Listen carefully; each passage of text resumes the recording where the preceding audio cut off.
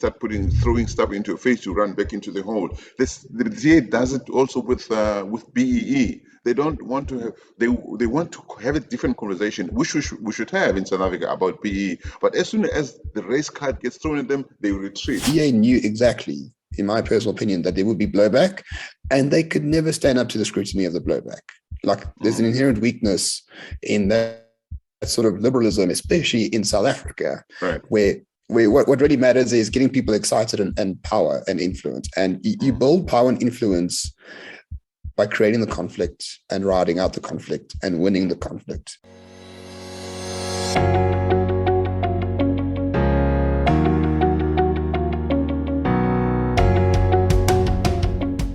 Hello, my name is Donald and welcome to WorldView. At WorldView, we explore everyone's perspectives on all things that can broaden our worldview.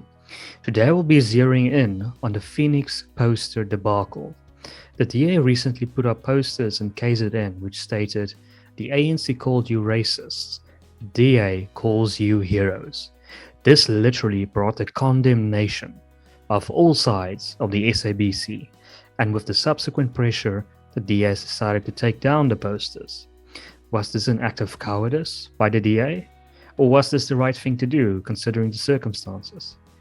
Why are there no posters of me? Joining me to discuss and answer some of these questions are Roman Cabanac from the Morning Shot YouTube channel and Solly Moeng, the convener at the African Brand Summit.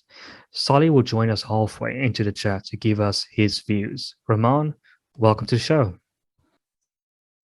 Donald, a pleasure. Thank you so much for the kind invitation. And happy to speak about this till the cows come home. It's something very dear to my heart. So, Roman, I've seen the video that you have posted on this issue. Can you explain to our viewers, how do you view this issue? Should the posters have stayed there? I mean, the only problem with the posters is that they were only put up in one particular geographical area.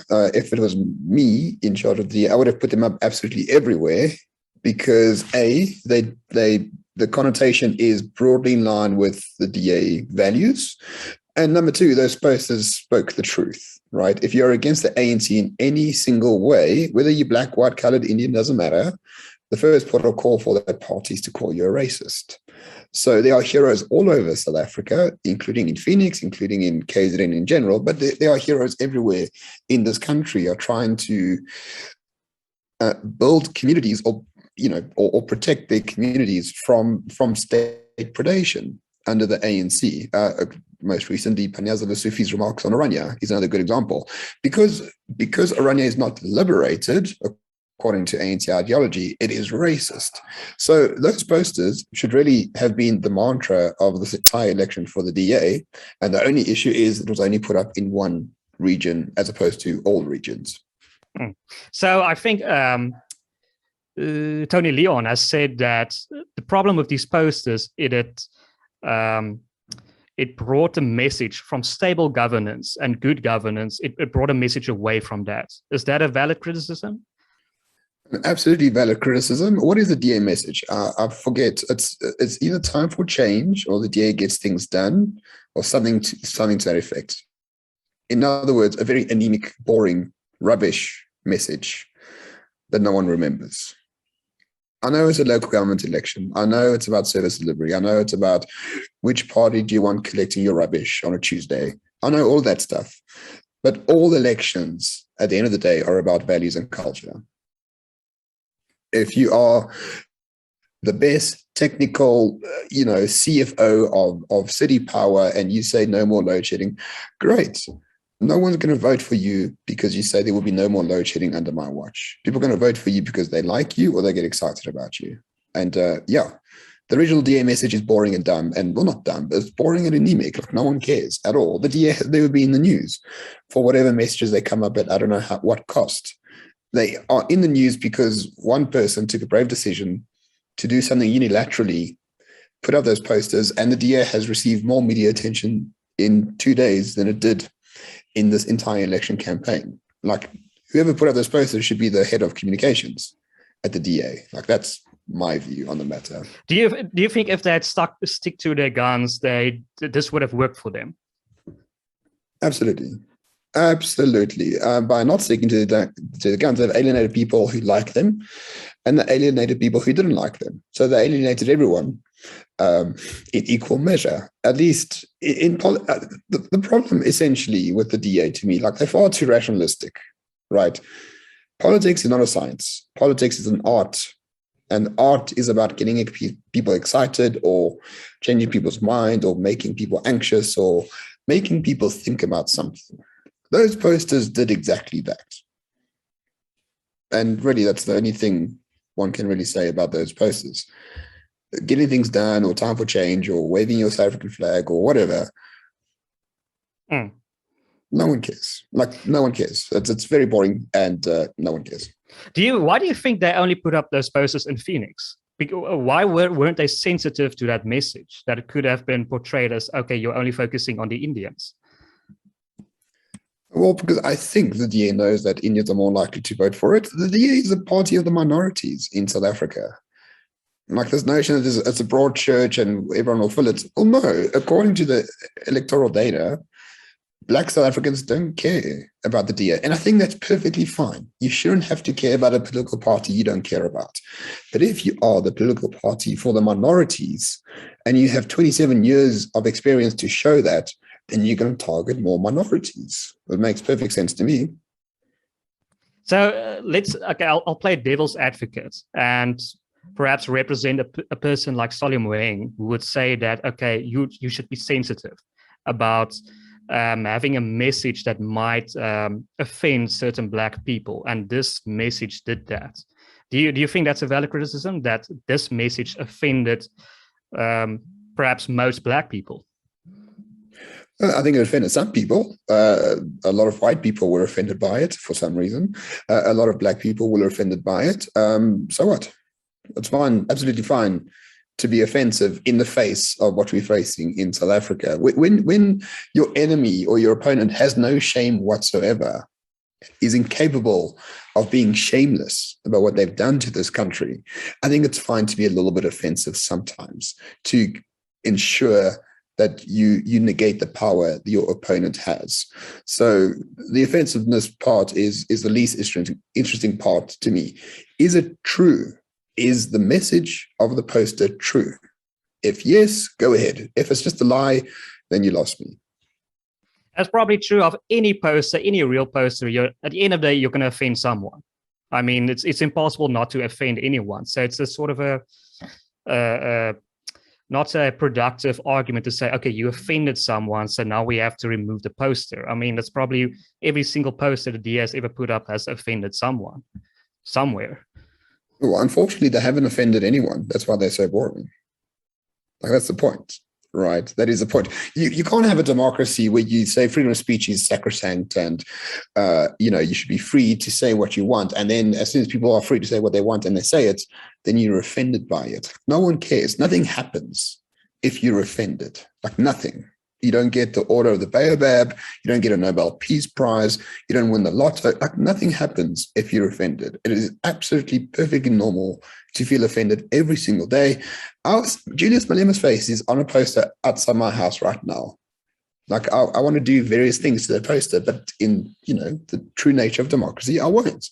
But that man's face annoys the hell out of me, and it's right outside my house. I have to see it every day. I get triggered by this political poster. And basically what he wants is to take my house and give it to other people without paying me. That's very offensive. But so what?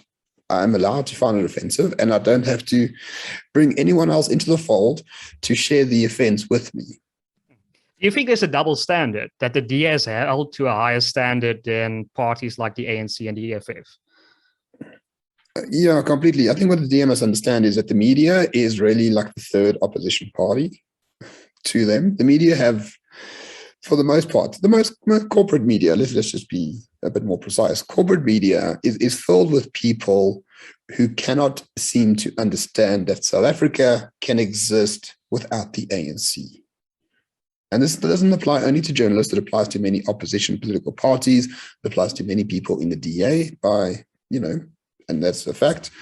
So the corporate media will swallow anything the ANC does. That's why we have Ramaphoria. That's why we have this notion of like the lockdown was great and Ramaphosa took like strong action, etc., etc., etc. If anyone else did those things, right? If Alan Winde unilaterally said, let's assume, for example, Ramaphosa didn't have a lockdown, but Alan Winde in the Western Cape wanted a lockdown at all costs, he would have been castigated and be called a racist and, said all sort of awful things about the man. The media is almost paid opposition, not because they are paid, though they are paid according to Sydney Mufamadi and the Intelligence Report, but we don't know who those journalists are. But a lot of those people have just taken the full gulp of ANC ideology, and they cannot understand why there should be opposition to the ANC in the first place, because ANC will reform, guys. The ANC will reform. Cyril's there to reform. And then when that doesn't happen, they just move on to the next target, move on to the next person who's going to be their hero once again. The DA is treated very unfairly by the media, and I think that's a great strength. The DA should absolutely take that on, not be overtly Donald Trump, but be Trump-ish in the sense that the media doesn't serve our best interest. Let's create the conflict. Let's win the conflict and carry on with our lives. People want, if you're an Ori voter, you want someone who will fight for what you believe in. And the media is a good target in that regard as well. I think probably politicians underrate how media is not viewed highly in most societies, especially companies like the SABC. So I think you would have no qualms with most people if you took them on. Right? These companies do not have a high popular opinion rating. Not in the slightest. And the leader of the DA, John Steenhuisen, did that extremely well on SABC when he was in Johannesburg a day after the posters were put up in Phoenix. And he gave a strong spirited defense about the posters. And he says, I was there, you weren't, they stand for this, and there we go, end of story. I think it was great. And then his party stabbed him in the back 24 hours later, but that's beside the point. Like, that's the type of thing you need, that's the type of agenda you need as an opposition party. It's not just politics, it's the entire sort of strata of the intelligentsia in this country.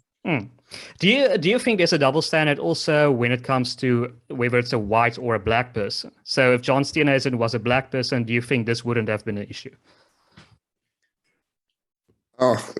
Race and racism, it means so little to me these days. I don't care whatsoever. But I suppose so. I suppose if Solly Msimanga, if he had a pair of testicles, I'm not too sure whether he does, if he said the same thing as John Steenhuisen, it wouldn't be racist. It would be like he's just the house N-word. And, it's as useful as it gets.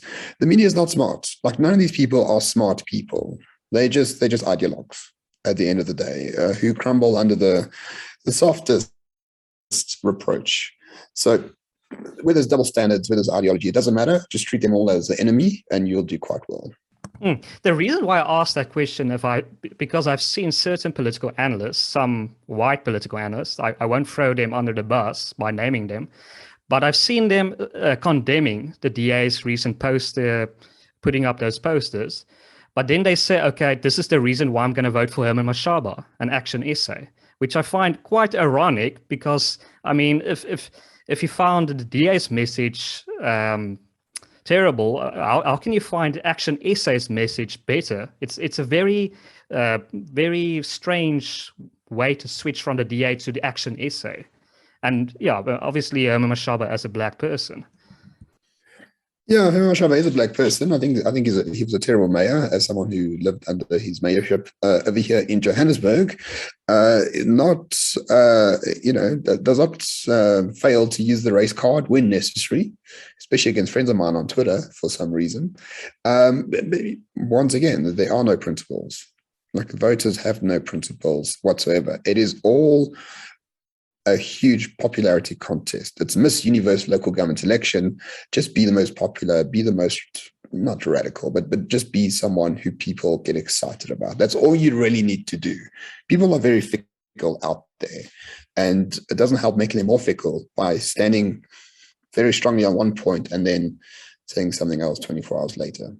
So Solly Moeng has joined us. So Solly, what is your opinion on this issue? First of all, that my view was that the DA was wrong to play on race, and the way they put it. The DA, I keep saying, has this race shower hanging over its head, and the minute it goes into the territory, it must do a bit of scenario planning. What if they say this? What if they say this? But that situation was also volatile. I mean, anyone in Phoenix saying, "Okay, yeah, the DAC sees us as a hero," is also by implication saying we are heroes for having killed those people. It's such a complex matter, because the truth is also that we South Africans lied to ourselves. There's a lot of hypocrisy out there. The fact of the matter is that the people who did the attack were black people, the people who were going around the country destroying private property, stealing, taking stuff that didn't belong to them. They are not colored, white, Indian, white people. They're black people. So if I were a part of the community living in Phoenix and I saw these things happening on TV and then I saw the crowds heading my way, of course I'd defend myself, irrespective of the racial makeup of the people coming to destroy. And whether we must also acknowledge that many Indian people, or most, I don't know if it's many or most, are quite entrepreneurial. A lot of the businesses in Phoenix are probably owned by them. And they send their kids to universities, they feed families, and that's their livelihood. So, I mean, it's hard to blame them for defending themselves. But on the other hand, there are always consequences, of course. You don't just pick up guns and shoot people, because there will be consequences for that. It's a complex matter in that way. But to just reduce it to a race in South African style is nonsense. It's just mischievous. Yeah, Ramon. So I would argue the DA did not reduce that to race whatsoever. The ANC did. And that was the entire point of the posters. The ANC said these people are racist. The Phoenix massacre massacred 500 black people, which was nonsense, of course. We still don't know exactly. There's 36 people that have died. We're not too sure on what part of the fight they were on. But it is the ANC that made this entire thing a racial issue. And that's what the DA is showing. And that's why the posters should have absolutely stayed. It wasn't the DA making a racial issue. It was certainly the ANC in the first place. And all the DA said was, they are the ones who made this a racist issue. We are not. No, but the DA, you can't separate the two sentences. The DA says, they say you are racist, we say you are heroes. You can't separate those. There's almost like a flow from one sentence to another, from one poster to another. But you are heroes for what? But the ANC says you're racist because you kill black people. We say, no, you are heroes for killing black people. It's a crazy, complicated matter. The DA shouldn't have gone there. I'm not saying the DA said they're racist, but the DA, there are ... The ANC says these people are racist, ... for killing black people. And the DA says, no, we don't say you are racist. You say you are heroes, ... for killing black people. That's what it is in the end. Or at least it's open to that kind of interpretation. That's why I'm saying there should have been a level of scenario planning on behalf of the. If I were a strategist for the DA, I wouldn't have advised them to go that way. And they were right to, in the end, take off the posters. It was a stupid thing to play with. Yeah, I think I disagree so much with you, Solly. I mean, sorry, Donald. If you're the interlocutor, so I mean, I don't want to overstep my boundaries here. All right. But Solly, in a general sense, right? Elections are about really messages, getting people excited to vote for you. That doesn't happen with the DA. We know the DA, you get things done, or time for change, or whatever other inane things they had planned for this campaign that no one cared about. The media didn't report on it. Right. Who cares, right? Right. Here, there was a unilateral decision to put the posters up. It wasn't. We can talk about the fact that it was unilateral, but for the first time in a long time, the DA is actually in the media for something that they have done, which spoke about the true values of the DA. Because yes, if you explain you're losing, but not in this scenario, personally speaking, because it was very obvious to those who had a bit of charity in their mind. They are talking about people who defended themselves because of state failure. The only problem the DA has is they didn't put those posters everywhere. Like that should have been the message of the entire election campaign, not just solely in Phoenix. Because if it was the message of the entire election campaign, we wouldn't be having this conversation. Well, look, look, we're having the discussion. It's like a post-scriptum, right? The fact is, the facts have proven me to be correct. Okay, I did say at the time, before they remove the posters. They should remove those posters. It's just they didn't think properly this context. We can't not discuss these things in context. We can't take into account who the DA is, what the DA tends to be perceived as, and we can't say. And there's a lot of irrational stuff that was said also on the ANC side. I mean, I listened to the Minister of Police. He was talking nonsense as usual. Okay, this is not right or wrong. It's about, as I say, if I were a strategist for the DA, I would have said to them, let's do a bit of scenario planning around this. What if, who would say what in this kind of, and the DA has further been pushed into the back, onto the back foot. Whether I'm not sure it's about right or wrong. The fact is what has happened, events since then, have proven my analysis to be correct. Okay, it's in life or in politics, in political campaign, you take chances all the time. You say things, you push the boundaries, but you can't just push boundaries because boundaries are there to be pushed. You need to say, this is who I am. In this context, if I push this boundary, what could possibly be thrown into my face? And how do I defend myself against that? And the DA didn't do enough work there. Everything that happened, I'm not surprised. How people responded to that, I'm not surprised. People play the race card big time in South Africa. The ANC plays the race card big time, and it did. And the DA fell into the trap. I wouldn't have said to the DA, call those people heroes, because those people, I'm generalizing, of course, are accused of having killed black people. So it's a race thing. Phoenix is inhabited mostly by Indian people. The people who were seen to be attacking or on the way to attack them are black people. So the Indian people shot the black people, and you saying to the Indian people who are heroes, come on, there's a context here. I'm not surprised that it happened the way it did for the day. It's not always about factually correct or not. It's just was clumsy as a campaigning approach. It was just silly. Well, fine. I can grant you that it was very clumsy, and the DA is known as the only professional political party in the space. But I mean, the IFP said exactly the same thing 2-3 days later. No blowback whatsoever, of course. But of course, it was in a speech, not a poster, so the Shenge could, detail exactly what he meant by that. The only problem is the DA knew exactly, in my personal opinion, that there would be blowback, and they could never stand up to the scrutiny of the blowback.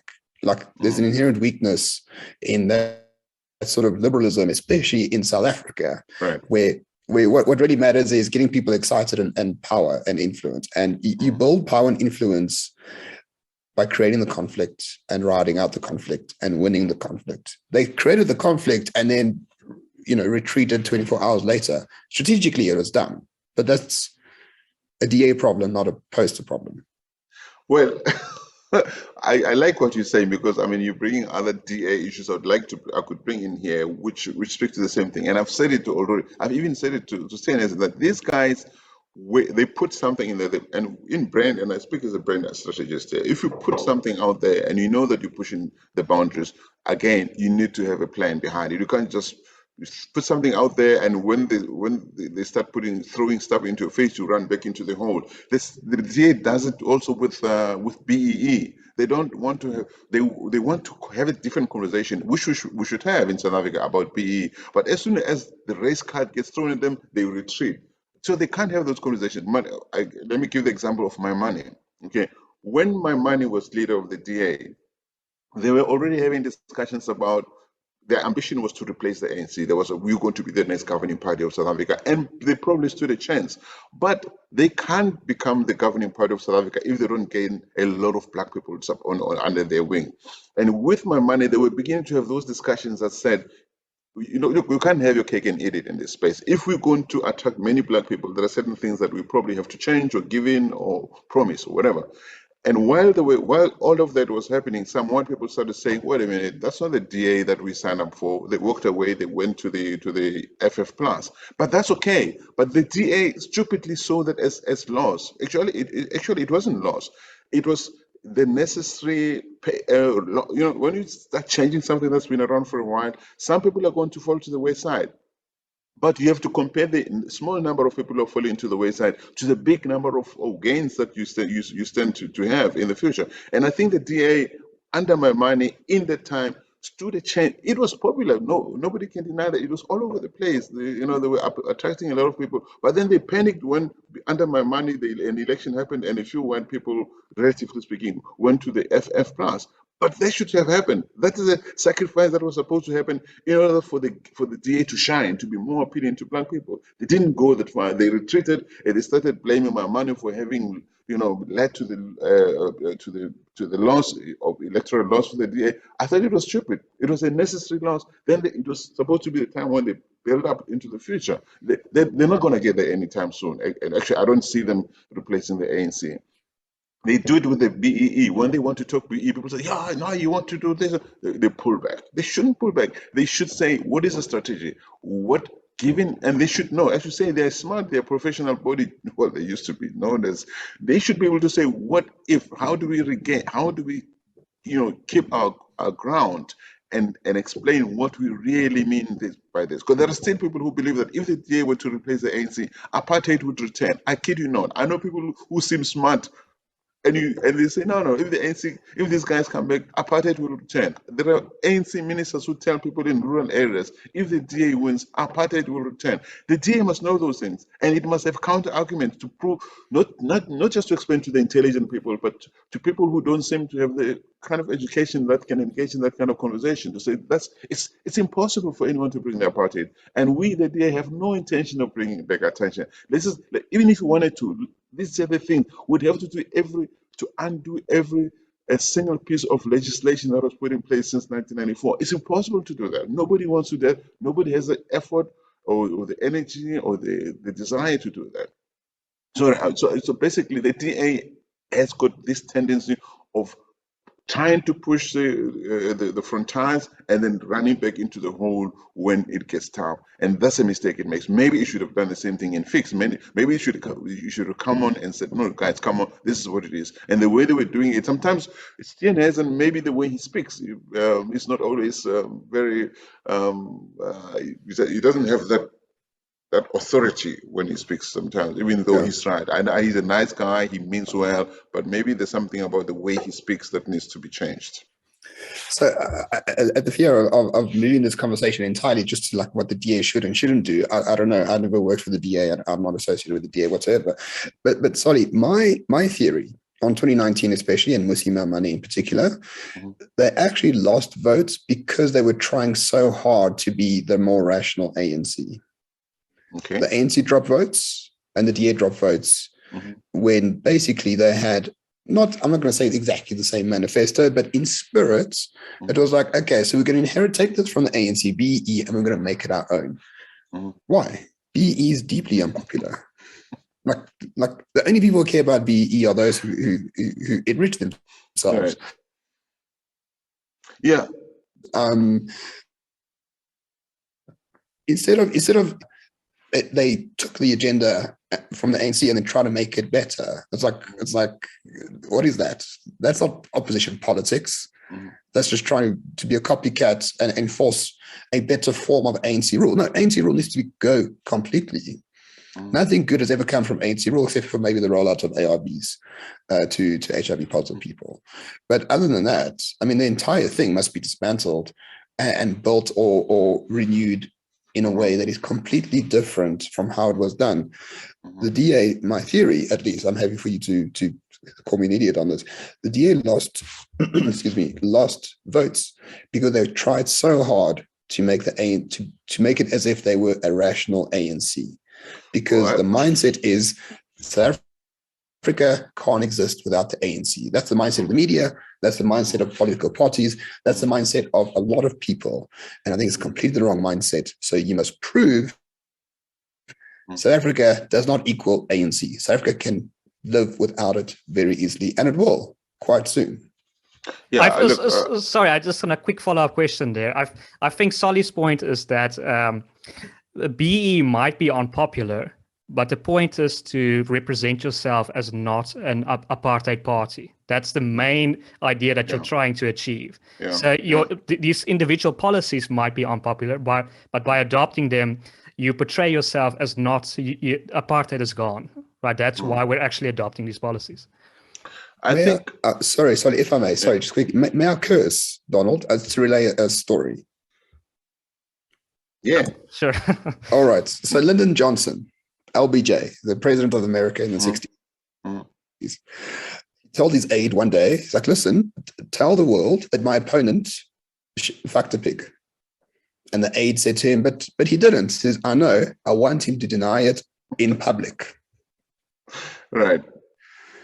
If the DA inculcates this idea that if people believe the DA will bring back apartheid, I mean, to even answer that question is sort of below everything the DA actually stands for. It's basically buying into this narrative that the ANC has put out there. If people believe that narrative, fine, but for the DA to answer that in a sort of coherent, rational way is A, impossible, and B, you're playing the game set by your opponents in the first place. I think that there's no harm in the DA saying it for the record. They don't have to spend all the time on it, but they do need to say, we know people think that we want to bring up, but it's impossible. There's no way, no, even laugh about it, even joke about it. There's no way there's such thing. But to not say anything is not good, because then the last word belongs to those people who are saying that it's planning to do so.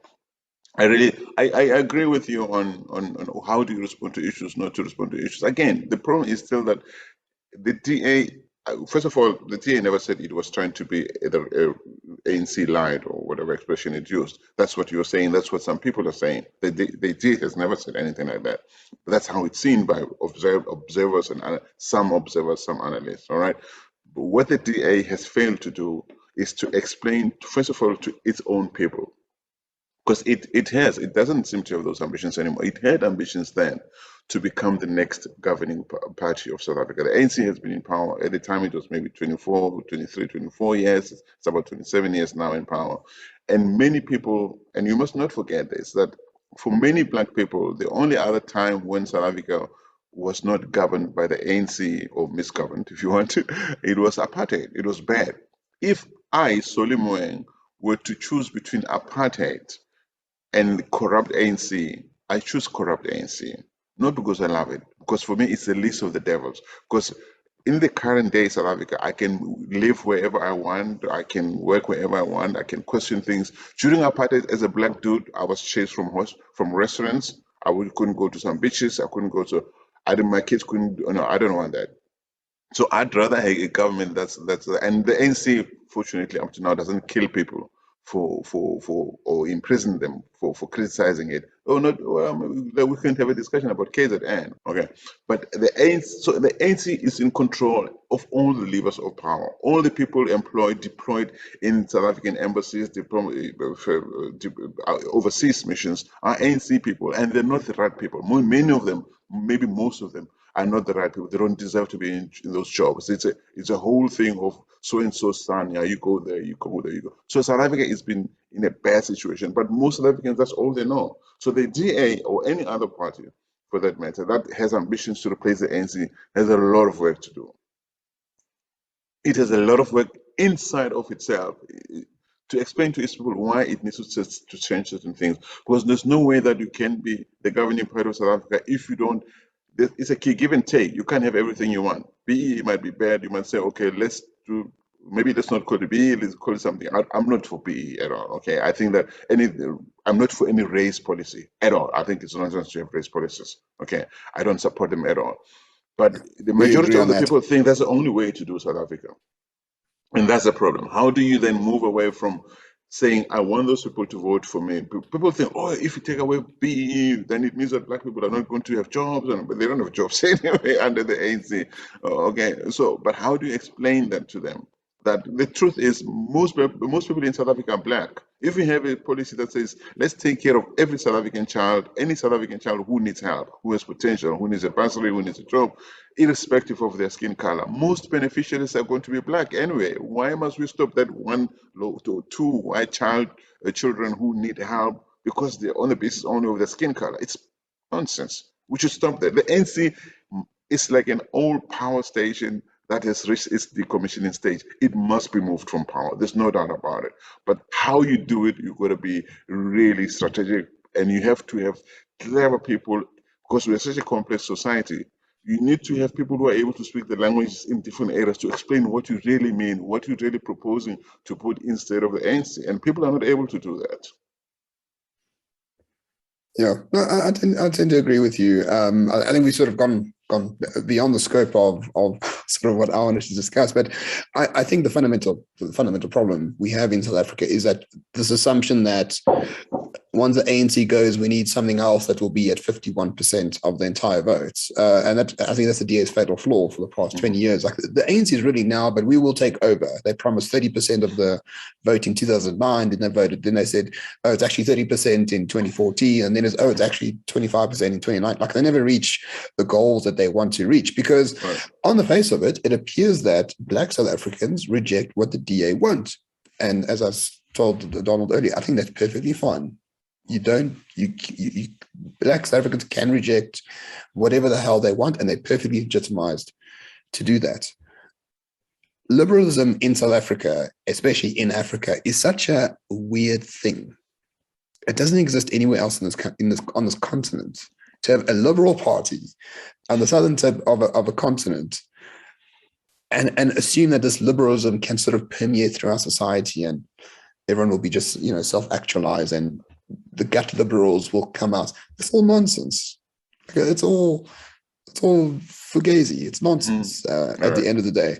What we need to do is ensure that we become a federalized state as much as possible, and we give as much power to communities and individuals and groups as much as possible.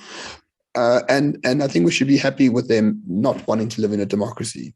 I know that sounds very radical, Sonny, but I think the essence of democracy is people should vote, not to live in a democracy. Because I think a lot of people would be quite happy not living in a democracy in South Africa. I think we solve all the problems and create more new ones as well. Well, look, we have a lot of. Sorry. We're running close to an hour, so if you can also conclude with your last words, that would be great. Yeah.